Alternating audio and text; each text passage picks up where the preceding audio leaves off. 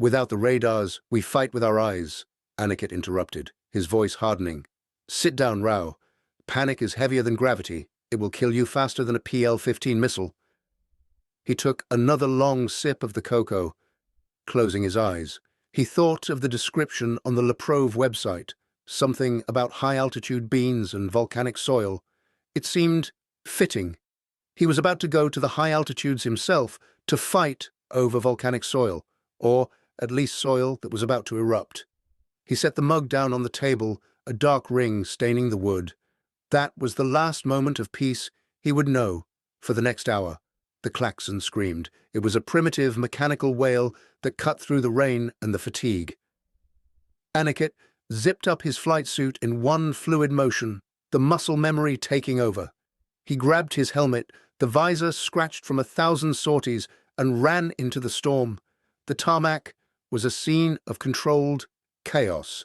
Ground crews in yellow ponchos moved like ghosts through the spray, arming the Rafales with Meteor and Mika missiles. The aircraft looked predatory in the gloom, their delta wings slick with rain, the canards drooping slightly like the ears of a hunting dog waiting for the command to strike. Aniket climbed the ladder, the wind tearing at his uniform. He strapped into the cockpit, the familiar embrace of the ejection seat offering a grim comfort. He flipped the battery switch and the displays flickered to life. But something was wrong. The screens, usually alive with a kaleidoscope of data, waypoints, threat rings, data link feeds, were starkly empty. The moving map was frozen. The GPS icon flashed a red X. "Tower, this is Cobra Leader," Aniket said into his mask, the oxygen hissing cold against his face. "Navigation systems are degraded. I have no satellite fix. Requesting vector." "Cobra Leader, this is Tower." The controller's voice crackled, filled with static. "We are blind too. Long-range radar is jammed. We have acoustic reports of fast movers over the Nathu La Pass. Vector 020, Angels 20. Good luck. You're on your own." On your own. The words hung in the cockpit as Aniket pushed the throttle forward. The twin Snecma engines roared, blue flames spitting from the exhausts as the afterburners lit.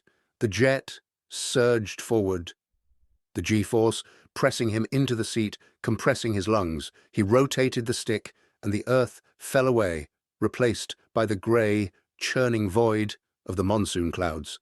He wasn't flying by instruments anymore. He was flying by feel, by the vibration of the airframe, by the sound of the wind rushing over the canopy. He broke through the cloud deck at 20,000 feet and gasped. The sky above the storm was a brilliant, blinding blue. The sun was setting to the west, casting long, golden shadows across the white anvil tops of the cumulonimbus clouds.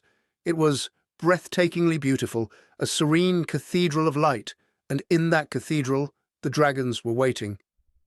"Tally-ho!" Rouse screamed over the radio. "Two contacts, 12 o'clock high. They're diving." Aniket saw them instantly. Two black silhouettes against the sun.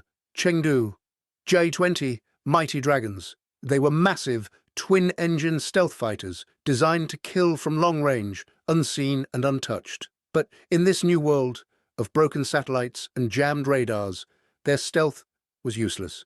They had to come close to find their targets, and that made them vulnerable. "Break right!" Aniket yelled, hauling his stick over. The Rafale snapped into a 90-degree bank, shedding speed to gain a tighter turn radius. "They're trying to boom and zoom. Don't let them get below us." The J-20s flashed past, sleek and deadly, their canards pivoting as they pulled out of their dive. They were fast, faster than the Rafales, but they were heavy.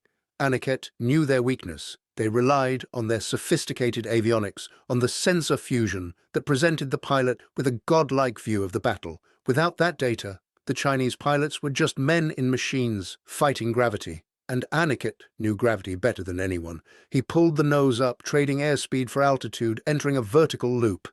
The G-meter climbed to 7.5. His vision grayed at the edges, the blood draining from his brain to his feet. He performed the anti-G straining maneuver, clenching his legs and abs, forcing the blood back up. He grunted, a primal sound of effort. At the top of the loop, he inverted the aircraft, looking down through the canopy. He saw the lead J-20 turning wide, trying to re-engage Rao. The Chinese pilot was flying cautiously, likely confused by the lack of telemetry. He was waiting for his computer to tell him where to shoot, but the computer was silent.